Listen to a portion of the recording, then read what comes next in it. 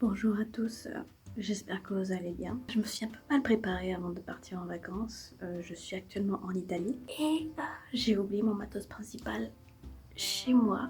Donc je parle des cartes SD, c'est pour ça que le son ici n'est pas terrible. Concernant mon 4e mois, si vous avez vu mes anciennes vidéos, il y a eu tous les effets que j'ai pu observer sont toujours pareils. Simplement j'ai quelque chose à ajouter par-ci par-là, c'est que déjà de 1, ma posture publique a beaucoup changé, c'est-à-dire que je me tiens beaucoup plus droite, du coup les gens me remarquent un peu plus. Au niveau de la voix, elle a beaucoup changé, surtout au niveau du chant, beaucoup plus basse, avec un petit peu plus de volume, puisque je contrôle un petit peu mieux ma respiration. Et même lorsque je parle, je prends plus mon temps, les gens sont beaucoup plus attentifs le matin.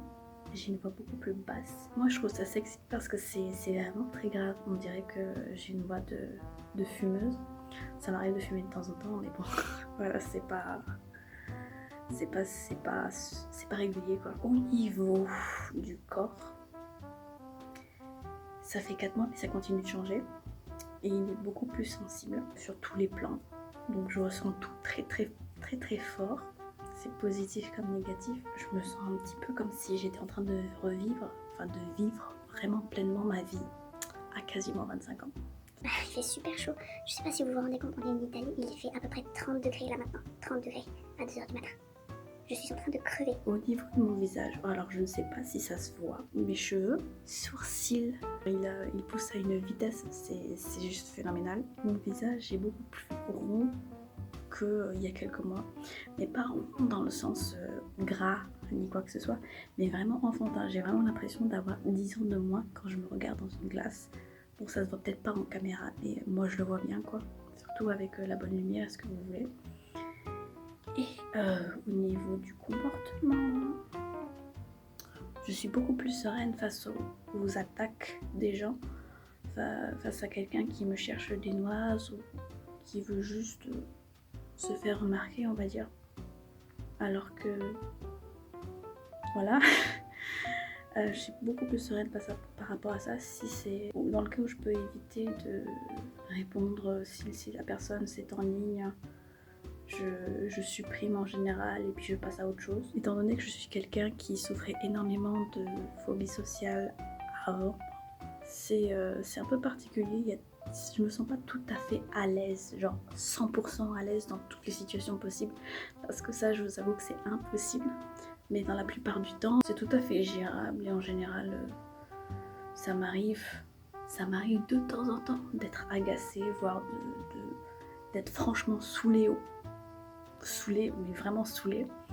Mais il faut que vous vous disiez une chose, c'est que vous fassiez le nofap ou pas, c'est impossible d'être 100% de bonne humeur tout le temps.